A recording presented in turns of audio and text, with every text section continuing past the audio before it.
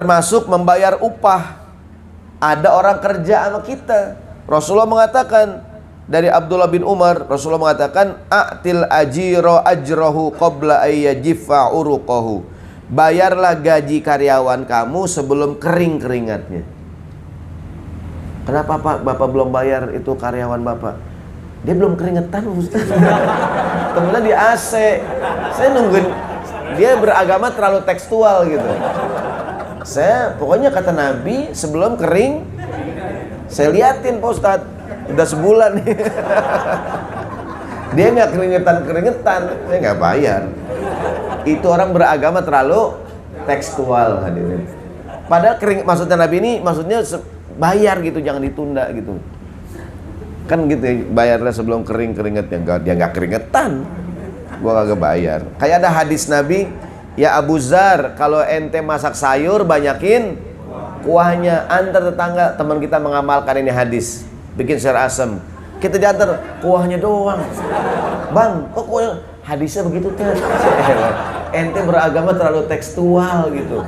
Dalam agama ada yang tekstual, ada yang kontekstual, betul nggak tuh? Jadi perintah agama itu tidak semuanya mesti tekstual, karena ada orang beragama terlalu tekstual gitu. Pokoknya kalau hadisnya nggak ada aja. Pokoknya anda tuh lihat hadisnya aja.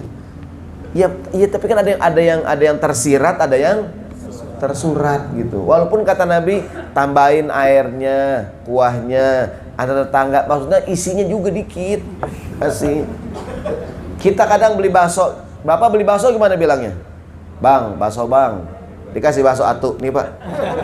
Kok nggak pakai mangkok bang? Bapak nggak bilang. Ya elah, abang terlalu tekstual bang. Harusnya bapak bilang, Pak beli bakso pakai mangkok. Ya elah. Ini tukang bakso aliran tekstual ya.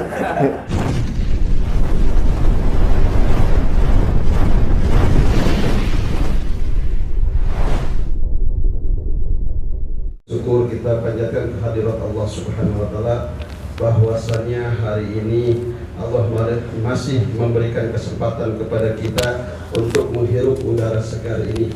Mudah-mudahan istiqomah kita, amal-amalan kita dari pagi hingga petang ini Allah ridhoi dan Allah terima. Amin amin ya rabbal alamin. Dan mudah-mudahan kita ditetapkan dalam iman dan Islam kita, serta selalu kita diistiqomahkan dalam hal kebaikan. Alhamdulillah, sama-sama kita telah sholatul berjamaah, tadi sholat jamaah zuhur, yang insya Allah akan dilanjutkan dengan kajian Islam. Alhamdulillah juga ini Al-Ustadz sudah sampai, Ustadz Syahroni Mardani sudah ada di hadapan kita. Mudah-mudahan Allah berikan panjang umur, diberikan kesehatan, dan diberikan ilmu yang bermanfaat buat kita untuk diamalkan dalam kehidupan sehari-hari. Marilah kita sama-sama mengikuti kajian dari Ustadz Syahroni yang akan menyampaikan al-istihanah ya. Al-istihanah yaitu menganggap remeh atau menganggap enteng saja. Mudah-mudahan jamaah semua dapat menyimak dengan baik. Ini sungguh suatu materi yang ajib Ustaz. Ya, apa dong Ustaz waktunya? Baik, bismillahirrahmanirrahim. Assalamualaikum warahmatullahi wabarakatuh. Alhamdulillahirabbil alamin, wassalatu wassalamu ala asyrafil anbiya'i wal mursalin wa ala alihi wa sahbihi wa sallim ajmain, amma ba'du. Qala Allah Ta'ala fil Qur'anil Karim, a'udzu billahi minasyaitonir rajim, bismillahirrahmanirrahim. Wa qalu subhanaka la ilma lana illa ma 'allamtana innaka antal alimul hakim. Shadaqallahul azim. Yang saya cintai, yang saya hormati, yang saya muliakan, hadirin sekalian, bapak-bapak, ibu-ibu jamaah salat zuhur rahimani wa rahimakumullah. Bang Syariah Bukopin yang dirahmati Allah Subhanahu wa taala, alhamdulillah hari ini tanggal 7 Dzulqa'dah 1443 Hijriah. Kita berada di bulan Satu di antara 4 bulan yang diagungkan, Zulqa'dah, Zulhijjah, Muharram, dan Rajab. Siang ini temanya adalah al-istihanah, alias menganggap remeh, menganggap enteng. Salah satu problem yang bikin kita jadi masalah adalah menganggap remeh sesuatu. Kita anggap enteng gitu, kita anggap sepele, padahal bisa jadi dia besar. Yang megang fotokopian nih, yang belum pernah megang kitab kuning, namanya kitab kuning nih ya. Di sampulnya ada hadis Nabi, an Anas radhiyallahu anhu qala, kata sahabat Anas bin Malik, innakum la ta'maluna a'malan hiya adaqqu fi a'yunikum minasy'ari kunna na'udduha ala ahdi Rasulillahi minal kabair. Kata sahabat Anas, hari ini kan sahabat Anas bin Malik sahabat yang umurnya panjang, 100 tahun lebih. Rasulullah meninggal, umurnya Anas baru 20 tahun. Berarti dari dia meninggal, dari Rasulullah meninggal sampai dia wafat 80 tahun. Jadi dia berhadapan dengan beragam generasi gitu. Dia bertemu dengan sahabat Abu Bakar jadi khalifah, Umar, Utsman, Ali, dan generasi setelahnya. Jadi wafat di usia 100 tahun lebih. Jadi kita bayangin, Nabi hijrah ke kota Madinah, umurnya Anas baru 10 tahun. Nabi wafat kan di Madinah 10 tahun, berarti kan Nabi wafat umurnya 20 tahun Anas. Kalau dia 100 tahun berarti ada 80 tahun dia melihat beragam peristiwa sepeninggal Nabi. Nah, Anas bin Malik banyak melihat perbuatan-perbuatan yang dulu di zaman Nabi nggak kerjain, sahabat nggak berani berbuat. Kata Anas, hari ini kalian banyak melakukan perbuatan-perbuatan, pelanggaran-pelanggaran. Hiya adaqqu fi a'yunikum, di hadapan kalian itu kalian anggap lebih enteng dibandingkan sehelai rambut ya.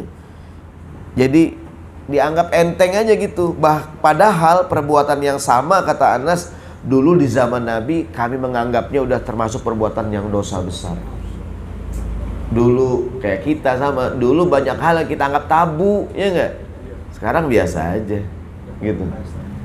Kita nih dulu mungkin tahun-tahun 80-an, 70-an, 90-an ada perempuan hamil di luar nikah. Oh, sekampung pada ngomongin tuh, ya Allah dia nikahnya udah hamil duluan, ya enggak tuh?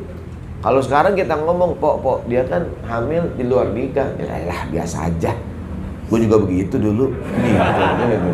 Gue juga begitu. Jadi orang anggap biasa aja gitu. Coba sekarang ada orang nikah hamil duluan baru nikah. Orang sekarang dengarnya biasa nggak? Biasa gitu. Dulu mungkin zaman dulu ya orang pada ngomongin kaget gitu. Kok bisa ya? Kan belum nikah. Kok udah hamil? Inden kali. Nah, gitu. Pesekot ya. Jadi kok, nah banyak, bukan cuma itu, banyak hal dulu ngelihat apa namanya, mohon maaf nih. Dulu kita kalau ngelihat perempuan ngerokok kayaknya aneh ya. Lihat perempuan ngerokok gitu, kayaknya mohon maaf pasti perempuan, tanda petik perempuan nakal gitu. Sekarang banyak nggak perempuan ngerokok? Pakai jilbab ngerokok banyak kan sekarang? Iya, dan orang anggap biasa aja gitu. Dulu kan ngeliat perempuan gitu, ada cewek gitu. Sekarang nenek-nenek ngerokok. Surya 12. Dan kita nganggapnya biasa gitu maksudnya. Nah ini sama. Kalau mungkin kalau Anas bin Malik melihat yang hari ini kita lakukan, lebih kaget lagi dia. Bahkan mungkin dia akan berkata perkara-perkara yang di zaman Nabi nggak mungkin orang lakukan, sekarang orang lakukan. Jadi banyak hal-hal yang dulu kita anggap tabu, anggap perbuatan ya Allah udah dosa gede banget dah ya. Sekarang orang anggapnya perkara hal yang biasa-biasa aja. Bukan cuma hal yang buruk-buruk, yang baik. Dulu nih, dulu bukan dulu banget ya. Kita kalau ngelihat ada orang punya mobil 2, punya mobil 3, orang kaya banget dia. Mobilnya 3. Ingat tuh. Nah, sekarang orang kontrak mobilnya 4. Ingat. Kontrak mobilnya 4 gitu. Dulu kan kalau ngeliat apa sih ciri orang kaya zaman dulu, mobilnya 2, ya enggak? 3 mobilnya. Ciri orang kaya zaman dulu, zaman itu nggak zaman TV hitam putih. Itu ciri orang kaya, TV-nya hitam putih, cuma ada lapisan kacanya yang belang-belang, yang warna-warni. Kayak TV warna, itu udah kaya banget itu. Iya. Baik, halaman 1.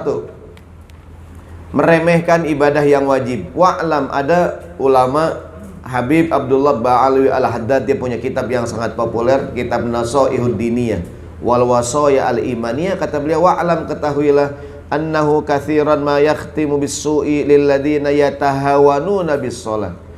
Kebanyakan yang menyebabkan orang meninggal dalam keadaan su'ul khotimah adalah orang suka meremehkan ibadah wajib seperti sholat.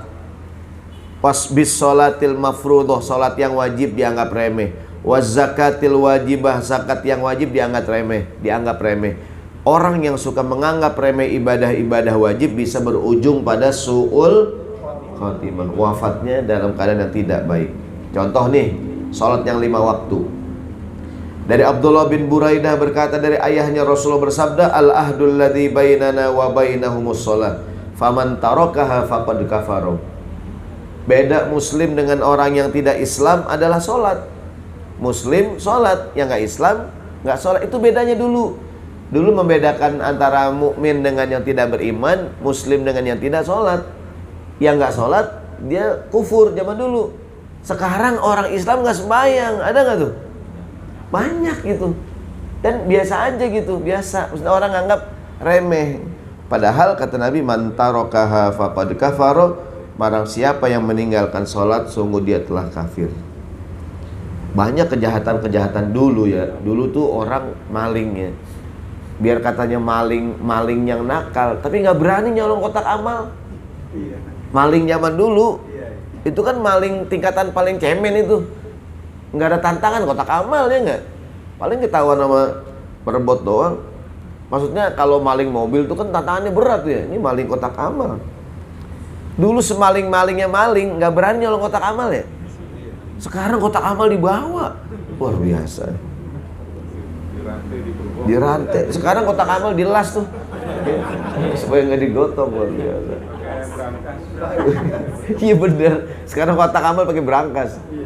Terus DKM-nya lupa kuncinya di mana. Lupa nomor itunya, kombinasinya. Dipahat sekarang. Jadi dulu tuh nggak, ya senakal-nakalnya orang zaman maling, kotak amal kagak berani. Senakal-nakalnya kita zaman remaja ya, dulu kan ya gitu doang dah. Dulu kita kalau lewat kuburan lari ya. Sekarang pacaran di kuburan. Ya kan? Luar biasa. Orang berzina di kuburan, ada nggak tuh? Ada. Orang mati pada geleng-geleng, orang mati. Setan, angkat tangan sekarang setan. Gua kalah dah kata setan manusia. Udah lebih setan dari setan manusia gitu. Bener, dulu senakal-nakalnya orang nggak ada yang berani nyolong kotak amal. Oh sekarang tarik nih. Contoh yang lain tadi masalah sholat. Dari Abdullah bin Syakik al-Uqaili, kana ashabu Muhammadin sallallahu alaihi wasallam la yarawna syai'an minal a'mali tarkuhu kufrun ghairu shalah. Dulu pada zaman Nabi, sahabat tidak ada perbuatan yang kalau ditinggalkan menjadi kufur kecuali sholat. Artinya senakal-nakalnya orang nggak ada berani meninggalkan sholat, asal dia Islam sholat. Tapi sekarang kata Anas, wah orang meninggalkan sholat, apalagi hari ini lebih-lebih lagi gitu. Jadi orang nggak sholat biasa. Yang kedua, tidak menunaikan zakat, bakhil ya, meremehkan bayar zakat. Wala yahsabannalladzina yabkhaluna bima atahumullahu min fadlih huwa khairal lahum. Jangan kamu menyangka harta yang kamu bakhil itu bagus buat kamu, padahal dia membawa keburukan. Sayutawwaquna ma bakhilu bihi yaumal qiyamah. Harta yang kita pelit tuh hari kiamat dikalungkan di leher kita tuh. Dulu pada zaman Nabi SAW, orang kalau nggak bayar zakat, sahabat Abu Bakar memerangi tuh. Kan ketika Nabi Muhammad meninggal, banyak orang nggak bayar zakat. Sahabat Abu Bakar ngapain? Jadi khalifah, ngirim pasukan tuh. Ngirim pasukan menumpas orang yang nggak mau bayar zakat. Sekarang coba, wow bisa kontroversi. Ya kan? Sekarang orang nggak bayar zakat biasa aja sekarang. Orang nggak sholat biasa aja, nggak bayar zakat biasa aja, menganggap remeh, menganggap enteng, ya. Menganggap perbuatan-perbuatan. Jadi yang dulu dianggap perbuatan yang besar, sekarang biasa-biasa aja. Dulu kita kalau nonton TV, ada orang adegan ciuman, kita ngapain? Nunduk gitu, pura-pura, ya kan? Ada bapak kita, ya kita gitu, kita pura-pura gini kan. Sekarang berdua sama bapaknya nonton. Ada adegan-adegannya kacau banget. Belum lama viral nih, lagi viral nih di Instagram, di medsos ya. Banyak sekarang tuh anak remaja pacaran ciuman di taman biasa aja, gitu kan. Sampai di videoin itu sama orang. Ya Allah, mohon maaf ya, perempuannya pakai jilbab lagi. Kan lagi viral nih. Ada adegan ciuman. Saya tahu, saya nggak ngeliat, katanya doang tuh ada. Di taman gitu. Ya. Cuek aja tuh dia tuh begitu. Ciuman di taman, orang pada ngeliatin. Udah kehilangan itu tuh, kehilangan malu. Dulu kita anggap tabu, sekarang orang melakukannya. Juga lagi viral ada pasangan LGBT, pasangan homoseksual ya, di kafe lagi bermesra-mesraan, di video ini. Dulu, sekarang biasa. Nah, jadi inilah mungkin yang dimaksud oleh Nabi, orang menganggap remeh. Menganggap remeh sholat Jumat. Kemarin ketika masa-masa pandemi, kan hampir berapa bulan kita nggak Jumatan ya. Tapi kan waktu itu karena ada masalah gitu, dan sempat pro kontra waktu itu. Karena ada hadis berikut ini nih, halaman 2. An Abil Ja'ad Ad-Dhamari wa kana lahu suhbah, dari sahabat Abul Ja'ad berkata, Rasulullah bersabda, man tarakal jumu'ata thalatha marratin, siapa orang yang meninggalkan sholat Jumat 3 kali berturut-turut, tahawunan biha, ini ada kalimat tahawunan biha, menganggap remeh, menganggap enteng, tubi'a ala qalbihi, udah distempel hatinya, maknanya bukan mukmin lagi. Kan kemarin kita berapa kali ke Jumatan tuh ya, bukan cuman berapa bulan ya, 3 bulan, 4 bulan. Kan orang banyak yang gimana gitu. Saya bilang gini Pak, yang dimaksud bisa keluar Islam kalau ada kalimat tahawunan biha, menganggap remeh. Kan kita kemarin tidak menganggap remeh karena cuma takut corona doang gitu, khawatir covid, akhirnya kita nggak Jumatan gitu. Walaupun ada sebagian orang beranggapan, alah ini terlalu berlebihan nih nggak Jumatan gitu kan. Beberapa masjid tetap bikin Jumatan, dan insya Allah ketika kemarin kita nggak Jumatan bukan karena kita menganggap remeh gitu, karena ini wah pandemi waktu itu, apalagi pas lagi Delta tuh, ya kan, di mana-mana orang meninggal. Di Kalibata tuh banyak banget orang meninggal di Taman Makam Pahlawan. Kalibata. Di Tanah Kusir, wah banyakan lagi.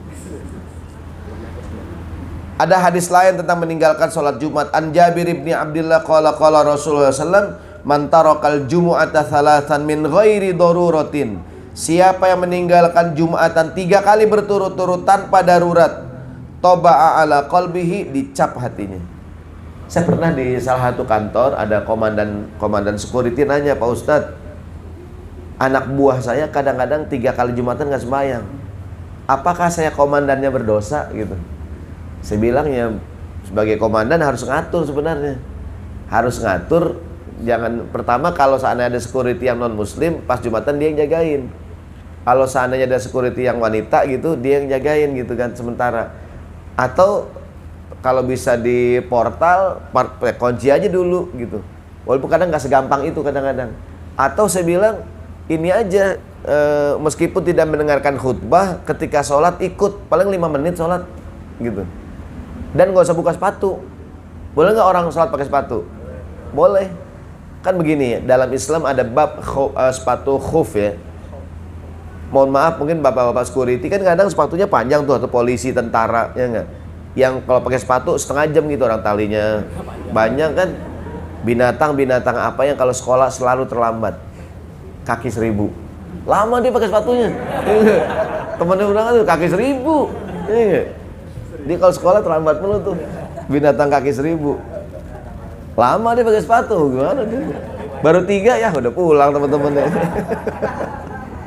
Binatang kaki 1000. Ada-ada aja orang kasih nama. Jadi gini, ini mohon maaf nih, mungkin ada teman kita, mungkin dia security, tentara, polisi, yang pakai sepatunya kan tinggi tuh. Kadang-kadang untuk buka pagi-pagi berangkat ke kantor, wudhu dulu. Wudhu, habis wudhu niat pakai sepatu khuf, pakai sepatunya dah. Nanti begitu ke kantor batal, wudhu lagi, sepatu nggak usah dibuka, cukup diusap di atasnya. Dan dia boleh sholat pakai sepatu, tapi jangan yang karpet di pinggiran di kita. Ya, ini di depan pakai sepatu itu jadi masalah ya kan. Ya, dicari tempat yang enak dah gitu. Dipoto viral. Bank Syariah Bukopin sih. Jadi bapak-bapak yang mungkin polisi, security, tentara, sebelum berangkat kerja nih pagi-pagi wudu dulu, wudu. Niat pakai sepatu khuf, ya kan? Begitu di tempat kerjanya batal, wudu lagi nggak? Wudu, tapi giliran kakinya nggak usah sepatu, diapain?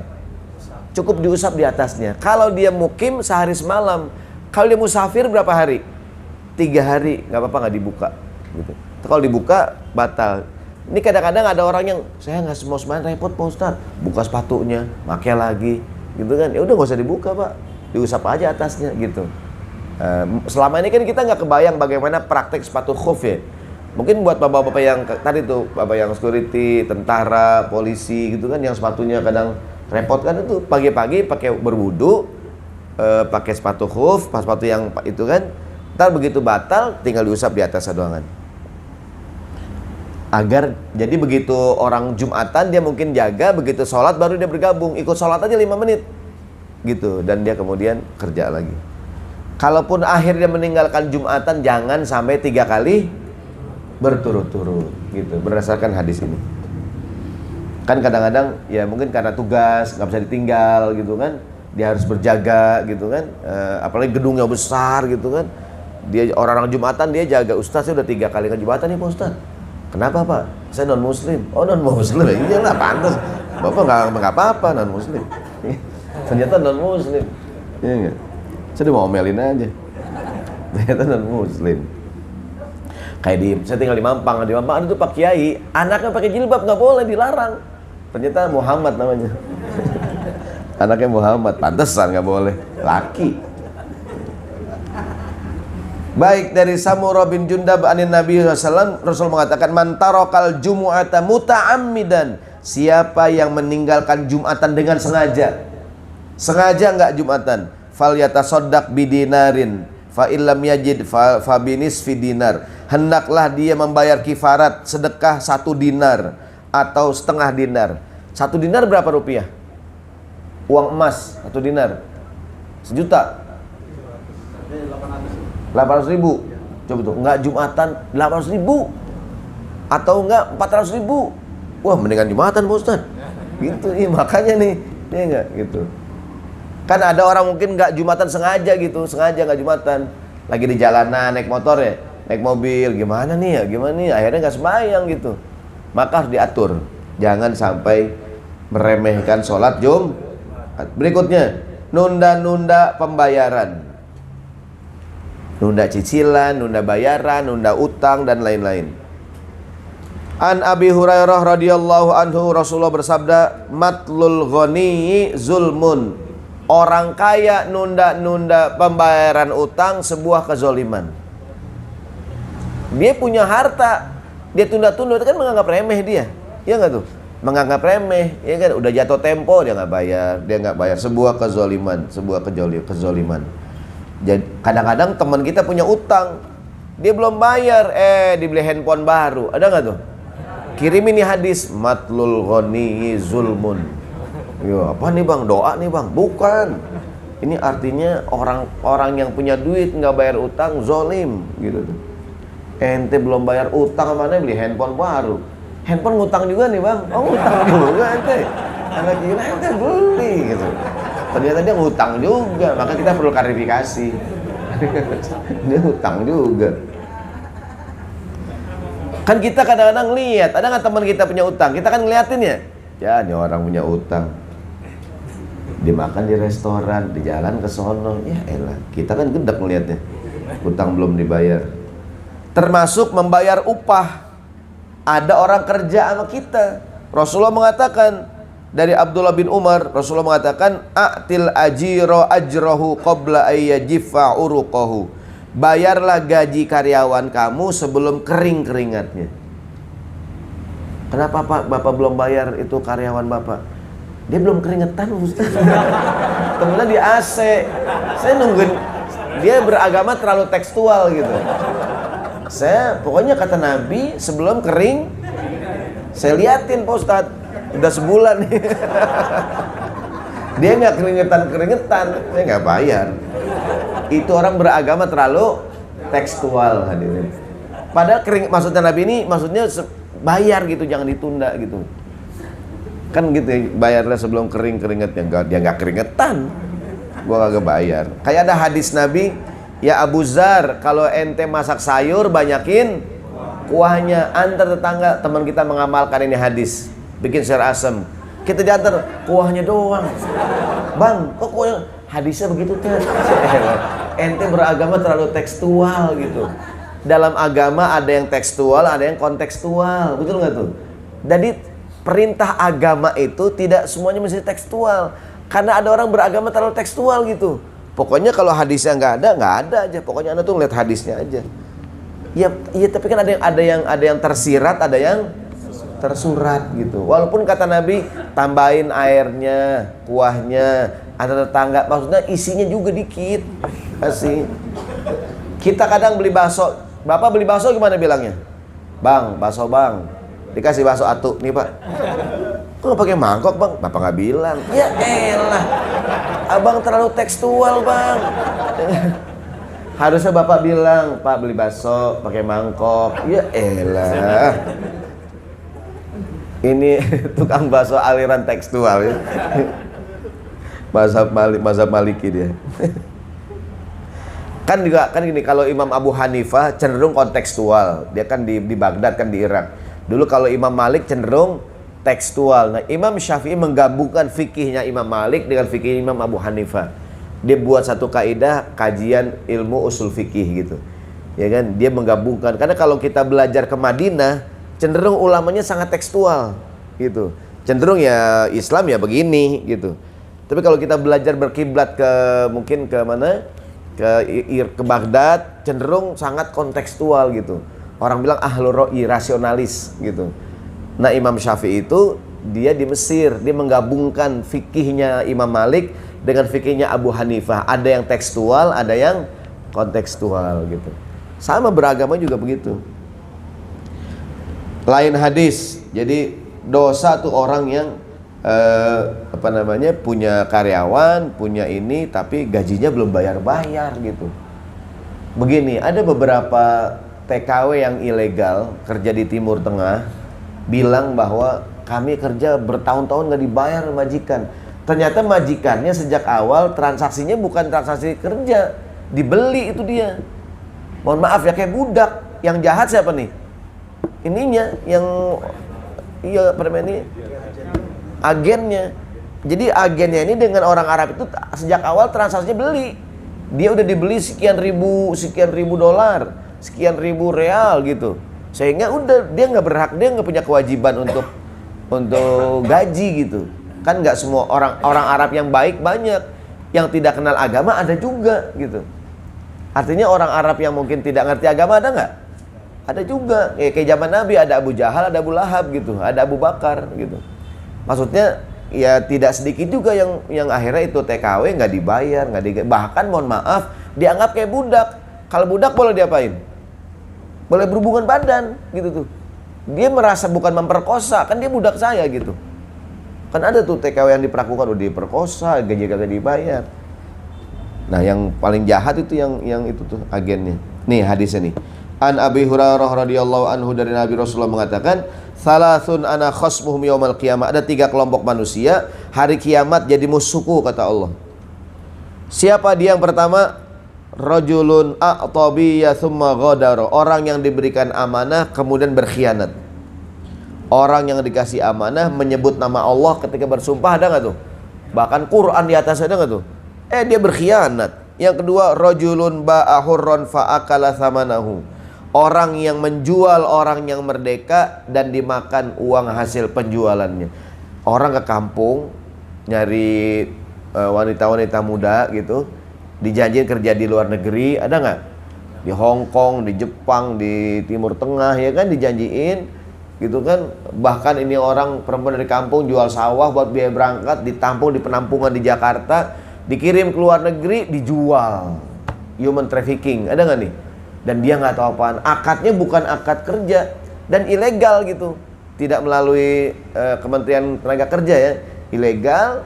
Akhirnya itu masuk hadis ini nih, orang merdeka dijual dan agen itu memakan hasil penjualannya. Jahat tuh orang. Dan banyak tuh akhirnya dia di Jepang, di Hong Kong, di mana gitu kan, di beberapa negara gitu dijual. Yang ketiga nih, yang dimaksud dengan hadis yang kita lagi ngomongin, wa rajulun istajara ajiran fastawfa minhu wa lam yu'tihi ajrahu. Seseorang yang mempekerjakan orang lain, kerjaannya udah beres, gajinya nggak dibayar-bayar. Ada nggak tuh? Kadang-kadang, bang, ke rumah ya bang, itu talang air bocor, benerin ya bang. Berapa Pak Haji upahnya? Tenang aja bang, kerjain aja dulu. Udah kelar, Pak Haji mana upahnya? Lah kan saya bilang tenang bang, tenang aja. Ya, lama saya bilang kagak bilang. Sampai sekarang tenang aja udah. Tenang. Berapa nih Pak Haji upahnya? Tenang aja bang, upah mah jangan dipikirin. Udah kelar mana? Lah kan gua udah bilang jangan dipikirin. Aduh kacau banget. Akhirnya sama tukang dibongkar lagi tuh. Banyak orang, ada orang nyuruhnya gampang, ada nggak Dirin? Kalau nyuruh enak banget, ada nggak? Giliran bayar susah, ada nggak nih? Nah, ini dia nih maksud hadis ini nih. Orang yang menyuruh orang lain, orang lagi butuh kerjaan zaman sekarang, ya nggak? Disuruh kerja, nggak ada transaksi, nggak ada akad, ya nggak nih? Dia kerja, udah beres, mana duitnya? Tenang aja bang. Sampai sekarang tenang aja nggak dikasih-kasih. Nah, jangan sampai kita begitu tuh. Bahkan kata Nabi kalau bisa sebelum kelar kerjanya apain? Kasih gitu tuh. Ya kan?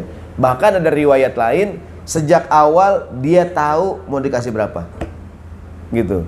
Dia orang kerja nih, Pak, kamu kerja sama saya dari jam 8 pagi sampai jam 5 sore. Biar dia tahu berapa ininya gitu, ya kan? Berapa Pak, saya ini kerja ini, saya ya tenang aja deh, pokoknya kerja aja dulu. Nah, nggak ada kejelasan gitu. Nah, orang kadang kan sangat butuh kerja ya.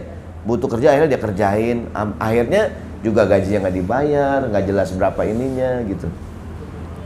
Jangan sampai kita menganggap remeh gitu. Kadang-kadang yang ngasih kerjaan nganggap remeh kan, alah dia inilah, tenang aja kasih aja gocap beres sudah. Ya enggak, padahal dia mungkin udah mengharap-harap gitu, mengharap-harap. Jangan demikian.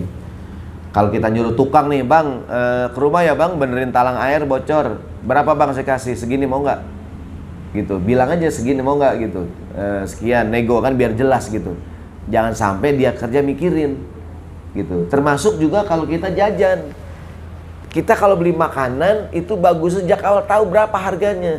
Yang paling bener tuh seperti restoran cepat saji tuh.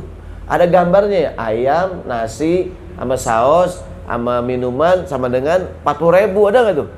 Gitu. Kita kan kadang-kadang, mohon maaf nih kayak di warung Padang.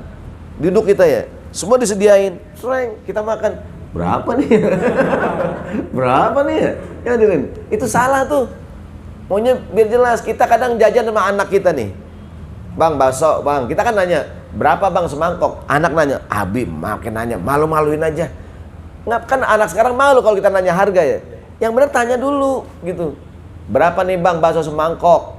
30.000 gitu ya. Beli baru. Ini kita kagak, bang, soto mie 3. Makan aja gitu. Bos bayar semangkok 100.000. Mahal amat sih bang. Yang salah kita, dia nggak salah. Gitu. Maunya kalau, maka saya mengusulkan tuh boleh juga di restoran Padang tuh tulisin nasi sama ayam sekian, nasi gitu, biar orang tahu gitu. Kan kadang kita makan nebak-nebak ya. Berapa nih ayam gede banget lagi, ayam hidup gitu maksudnya. Berapa ya? Berapa ya? Gitu tuh. Jadi nggak ada kejelasan akad gitu. Yang benar tuh restoran cepat saji sekali lagi. Sejak kita bayar dulu baru makan, gitu yang benar. Karena kalau kita makan kan belum jelas. Begitu bayar, ya Allah mahal banget. Kita nggak ridho, ya nggak tuh? Gua keluarin lagi nih, gitu ya kan? Nggak bisa, udah hancur perkedel tuh, nggak gitu tuh. Maka nanya dulu, nanya, harusnya, bang berapa nih bang nasi ayamnya ini? Cuman kita malu kebanyakan ya. Akad harus jelas akad tuh. Dan sering kita akad kagak jelas. Kita makan aja ya. Makan, bayar bingung, dak dikduk gitu kan. Saya pernah waktu itu ada orang Arab, orang Mesir ke Jakarta. Saya ajak makan di restoran Padang ya kan. Kan dia semua keluarin tuh. Orang Arab tuh kan nyangkain semua buat dia gitu. Dia diambil, ini rendang ada 3 potong nih, diambil rendang, dihabisin rendang, udah kelar digeser. Ambil lagi ayam 3 potong. Ya Allah berapa? Saya mikir berapa? Ya. Kalau kita kan pakai nasi ayam atu ya, udah gitu nih dia dihadapin lauknya, ayam 3 habis. Aduh kacau banget, salah nih. Maunya dikasih nasi ayam atu, rendang atu gitu. dijembreng semuanya. Aduh, berapa kacau dan ya kan. Jadi sering banget kita kadang akad naik bajai. Naik bajai itu yang bener gitu, Bang. Dari sini ke Matraman berapa, Bang? Gitu, nego biar jelas. Ini naik aja, Bang, Matraman. Pas turun berapa, Bang? 100.000. Mahal amat, Bang. Ribut nggak nih? Ribut, ya kan. Ntar kalau ribut tanya kebanyakan orang berapa harga standar gitu. Tapi yang paling bener apaan? Tanya dulu. Tahu nggak Monas? Siapa yang tahu harga Monas? Tukang bajai. Bang, Monas, gocap katanya. Yang tahu harga Monas siapa? Tukang bajai. Monas berapa, Bang? 30. Enak banget ya ngomong. Apa tadi tuh? Jangan anggap remeh utang. Utang itu dibawa mati. Ya enggak? Jangan anggap remeh utang. Halaman 5. Dari Abdullah bin Amr ibn al-As mengatakan Rasulullah bersabda, yughfaru lisyahidi kulla dzambin illa dain. Orang yang meninggal dunia, matinya mati syahid, semua dosanya otomatis diampunin kecuali utangnya. Saking pentingnya utang. Ya enggak? Utang tulis. Dalam Islam tuh Al-Baqarah 282 ya. Kalau ada utang ngapain? Tulis. Kita kadang kalau minjem duit di bank kan nulis tuh. Minjem duit di bank, ada ininya, ada akadnya, ada ininya, ada jaminannya, ada saksinya enggak? Tapi kadang kalau minjem sama teman kita biasa aja ya. Kadang-kadang kagak jelas minta meminjem. Saudara kadang-kadang tuh. Lu punya duit nggak 1 juta? Gue pakai dulu dah. Ada nggak tuh? Kasih dah. Pas, Bang, mana Bang 1 juta? Lu bukan ngasih. Ya elah. Maka biar jelas kalau saudara minjem, ya enggak? Kalimatnya biasanya, lu punya duit nggak? Gope. Gue pakai dulu dah. Ada nggak tuh? Itu minta apa minjem? Ah, nggak jelas. Dibilang minta kayak minjem, bilang minjem kayak minjem. Kita anggapannya minjem, dia anggapannya minta. Agak jelas gitu. Maka jelas. Bang, lu punya duit nggak 1 juta? Gue pakai dulu dah. Minta apa minjem? Ya gue pakai aja dulu. Iya, minta apa minjem nih? Ya kalau minta kebanyakan 1 juta, gocap gue kasih. Lo kalau minjem pakai surat, ya, gitu, biar jelas gitu. Lo kita kadang-kadang minjem kayak minta kayak minjem, kagak jelas. Berikutnya, jadi betapa hebatnya utang itu. Sampai kata Nabi, nafsul mu'min mu'allaqatun bidainihi hatta yaqdiya anhu. Jiwa seorang mukmin kalau dia meninggal dunia masih tergantung sampai utangnya dilunasin atau ada yang nanggung. Maka kalau orang meninggal dunia, keluarga maju gak ke depan? Hadirin, seandainya nih bapak saya punya utang piutang, lapor sama saya. Ya gak tuh? Mau dibayar, Bang? Ya kagak, lapor aja dulu. Ya. Bayar mah gampang, ini lapor dulu gitu. Supaya bapak saya ini tenang gitu, saya yang nanggung. Gitu. Itu kita jangan salah paham, bukannya wah dibayar sama anak ini. Belum, yang penting dia itu saya gue yang nanggung. Biar orang tuanya selesai gitu. Karena kata Nabi, jiwa orang yang beriman kalau meninggal masih ngegantung tuh sampai utangnya dilunasin atau ada yang nanggung. Utangnya saya yang nanggung gitu. Biar dia bebas gitu. Menyakiti orang yang beriman jangan anggap remeh ya. Kadang-kadang ada orang yang beriman disakiti. Ada suami disakiti istrinya, istri menyakiti suaminya. Suami menyakiti istrinya. Ada nggak tuh? Orang tua menyakiti anaknya, anak menyakiti orang tuanya. Atau wah banyaklah orang tuh sekarang banyak orang dibully. Ada nggak nih? Secara omongan, secara fisik, ada nggak tuh? Ya kan Rasulullah mengatakan walladzina yu'dzunal mu'minina wal mu'minat bighairi maktasabu faqad ihtamalu buhtanan wa itsman mubinan. Orang-orang yang menyakiti, menganiaya, termasuk ngebully orang-orang yang beriman, mukminin mukminat tanpa kesalahan yang mereka lakukan, mereka yang menyakiti akan memikul kebohongan dan dosa yang besar. Begitu. Kita mendengar berita ada beberapa orang Islam, beberapa kawasan dibully di India. Ya. India itu Muslim terbesar di dunia. Jangan salah, bukan Indonesia, bukan. Orang India jumlahnya 1,4 miliar. Orang India jumlah penduduknya. Muslimnya 200 juta. Indonesia kan 70 juta penduduknya. Yang Muslim sekarang tinggal 70-75%. Jadi kalau kita beranggapan Muslim paling besar Indonesia, bukan. Memang kita negara Islam terbesar secara persen ya. Tapi kalau muslim yang paling banyak di India. Di India orang Islam berapa? 200 juta. Tapi jadi minoritas dibandingin 1,4 miliar gitu. Artinya jumlah orang Islam di India banyak banget. Mengalahkan kita Indonesia. Cuman dibandingin jumlah negaranya dia tadi itu minoritas karena penduduknya 1,4 miliar ya. Muslim 200 juta. Kita penduduknya 270 juta. Muslimnya 70% gitu. Kita nggak sampai 200 juta orang Islam. Tapi kebetulan secara persentase kita mayoritas gitu. Nah, muslim di India yang 200 juta aja, kan kita ikutin beritanya tuh, muslim di India. Ada yang dianiaya, masjidnya diiniin, padahal 200 juta gitu. Ya kan? Dan di banyak tempat yang lain. Intinya, tidak boleh kita menyakiti mukminin mukminat atau menyakiti manusia secara umum. Nggak boleh. Ya? Halaman 6, innal ladzina fatanul mu'minina wal mu'minat tsumma lam yatubu falahum adzabu jahannam wa lahum adzabul harik. Orang yang mendatangkan fitnah, menyakiti mukminin mukminat dan tidak bertobat, mereka akan mendapatkan siksa jahanam. Berikutnya, halaman 6. Jangan anggap remeh sebuah nyawa meskipun satu orang. Nyawa manusia mahal. Nyawa manusia bukan hanya angka-angka. Kayak kemarin di masa Covid kan, yang positif sekian, yang sembuh sekian, yang meninggal. Kayak angka-angka manusia gitu. Padahal satu nyawa aja mahal gak nih? Rasulullah mengatakan, walladzi nafsi biyadihi laqatlu mu'minin a'zamu indallahi min zawali dunya. Orang yang beriman meninggal dunia itu lebih hebat dibandingin hilangnya dunia ini. Seperti tiap musim mudik. Mudik tahun ini yang meninggal dunia 50 orang. Ada nggak tuh beritanya? Manusia kayak cuman angka-angka doang gitu. Harusnya zero accident gitu. Kan nyawa itu mahal nggak? Mahal. Kan ketika laporan, alhamdulillah tahun ini yang meninggal cuma 50 dibandingkan tahun lalu 52 gitu. Kayak orang tuh cuma angka. Padahal satu orang aja besar gitu maksudnya. Harusnya zero accident. Jangan sampai ada orang yang meninggal dunia gitu. Karena kita kadang ya wajar lah Pak Ustadz ada yang meninggal mudik gitu.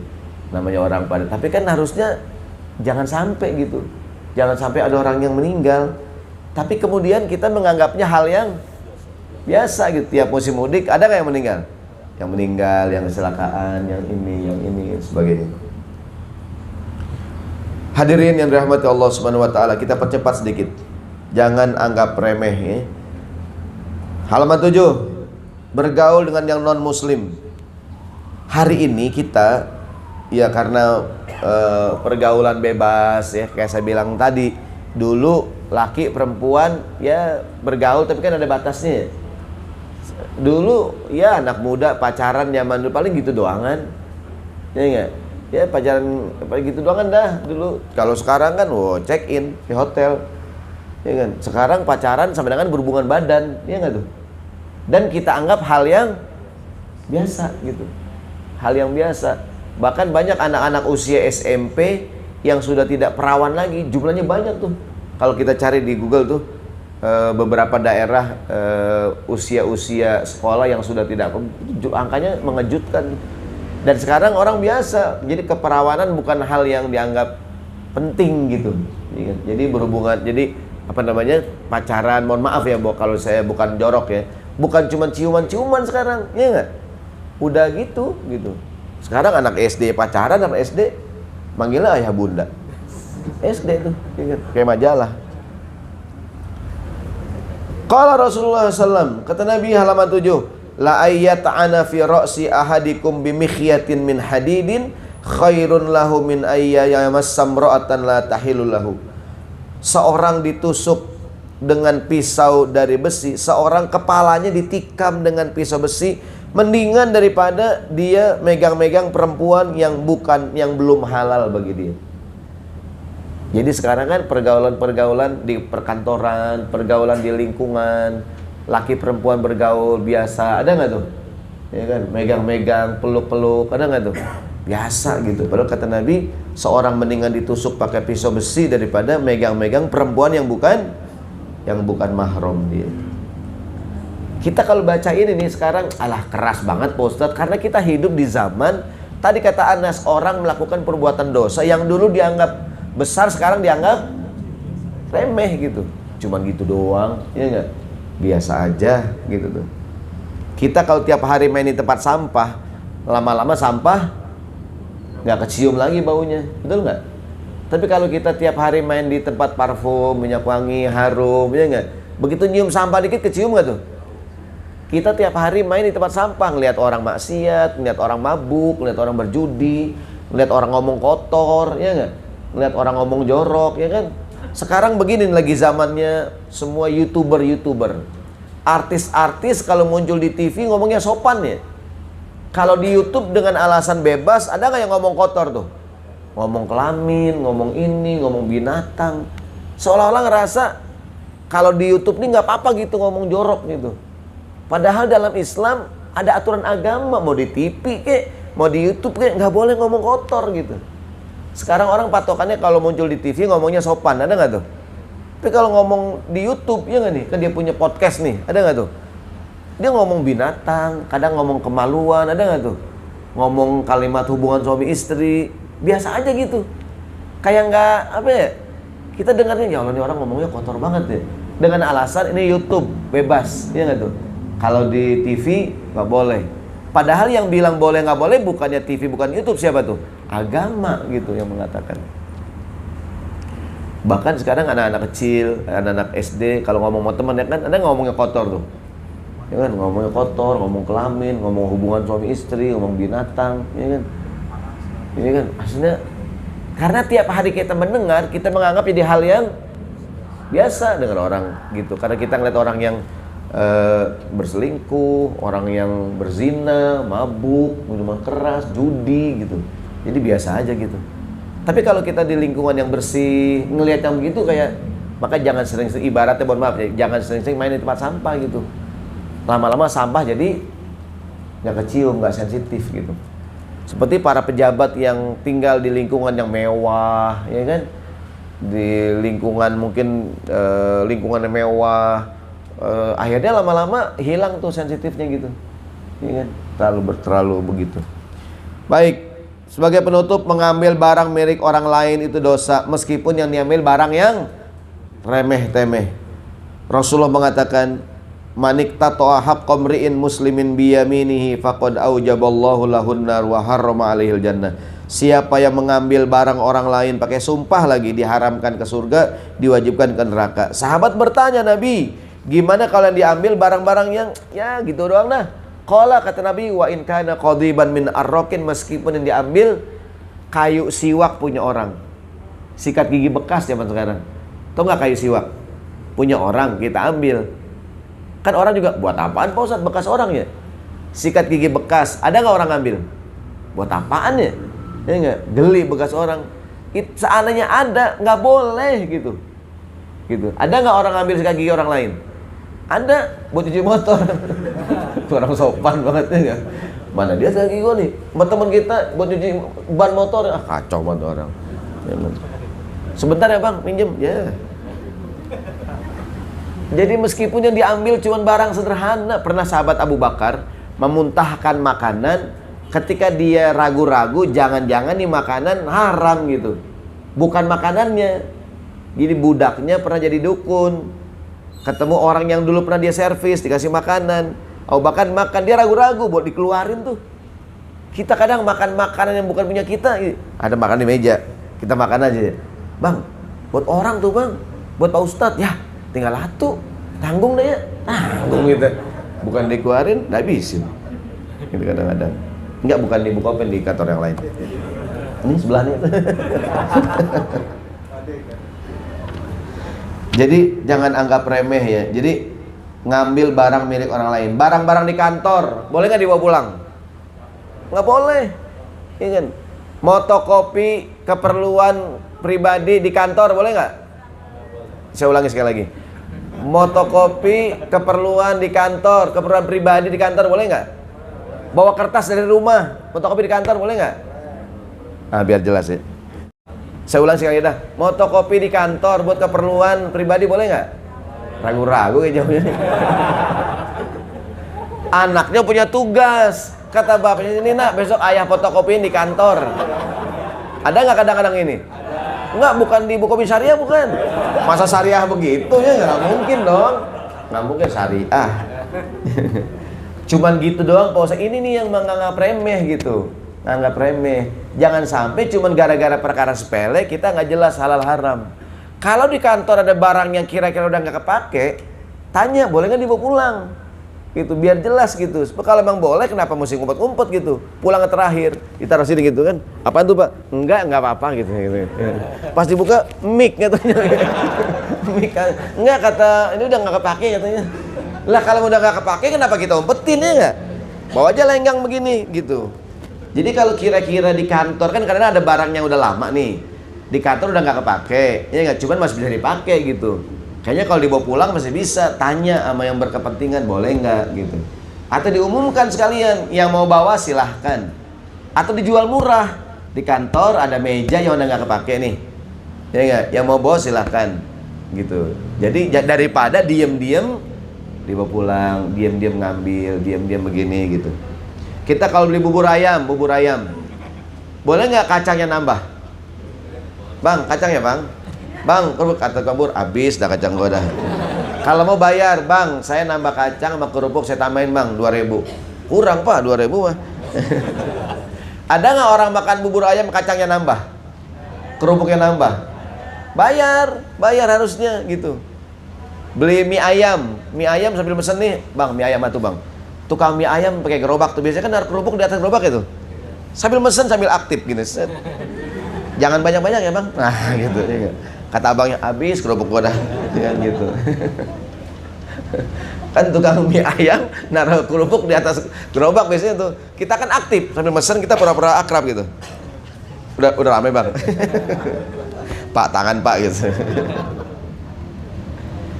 Kalau sambal kecap gratis nggak? Gratis, sausnya nggak tuh? Tapi kalau yang lain tuh nggak tuh, kerupuk, kacang, bilang jangan sampai yang kita makan nggak halal gitu, walaupun sepele gitu.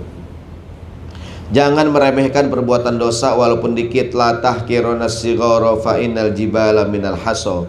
Jangan anggap remeh sesuatu yang kecil. Gunung yang besar awalnya kerikil yang kecil, sedikit-sedikit lama-lama jadi bukit. Ada hadis Nabi bilang, ya Aisyah, iyyaki wa muhaqqiratil a'mal fa innalaha minallahi ta'ala. Aisyah, hati-hati kamu dengan dosa kecil, hari kiamat ada tuntutannya. Ibu-ibu, kita kalau ke mall beli lengkeng, boleh nggak nyobain? Kan beli lengkeng nih, milihin lengkengnya. Duku, boleh nggak nyobain? Atu, nyobain atu. Nih sambil nimbang lengkeng, cobain. Ada seperapat. Ya, tukang buah-buahan nih, yang gerobak. Ada nggak tukang duku tuh? Tukang lengkeng. Bang, cobain ya bang? Iya bu. Kan dia ngeliatin, wah seperapat nih. Akhirnya sama dia juga timbangan dikurangin sama dia. Kata yang dagang, lu makan aja, gua kurangin timbangan lu. Gitu dia udah ngitung juga dia, udah ngitung. Nah jadi kalau mau nyoba, berapa kalau mau nyobain? 1 gitu.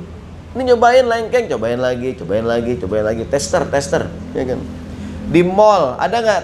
Kadang ada di bagian roti, kue, susu, ada nggak tester tuh? Boleh nggak tester dimakan? Udah ngetes doang sekeluarga. Sini tester. Anaknya semua kenyang. Jadi ke mall nyari tester doang. Ya kacau banget deh. Ustadz pengalaman banget.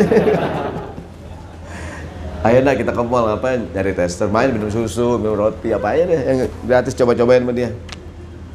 Pulang kenyang. Jangan anggap remeh. Yang terakhir, jadi dosa besar awalnya dosa kecil. Kullul hawadis mabda'uhan nazar wa mu'zamun narin min mustasgharis syaror. Setiap perbuatan dosa awalnya memandang. Neraka itu awalnya sesuatu yang dianggap kecil. Perzinahan itu awalnya memandang. Nazratun fabtisamatun fasalamun fakalamun famau'idun faliqa'u. Pertama memandang, yang kedua tersenyum, ketiga menyapa, keempat ngobrol, kelima janjian, keenam ngapain? Ketemuan. Ketemuan itu awalnya ngapain? Memandang. Ya nggak nih? Pertama mandang dulu. Mandang. Senyum dah. Negor dah. Assalamualaikum. Ngobrol dah. Ya nggak? Janjian, ketemuan. Ya nggak tuh? Pertama mandang dulu. Mandang ngapain? Senyum. Menyapa dah. Mau kemana Neng? Ngobrol, janjian. Gimana suara kucing? Meong. Suara anjing? Guguk. Suara buaya? Mau kemana Neng? Ya. Itu suara buaya dia. Ada bisa dibantu Neng? Oh bareng sama saya pulangnya. Nah itu dia. Itu suara buaya. buaya buntung.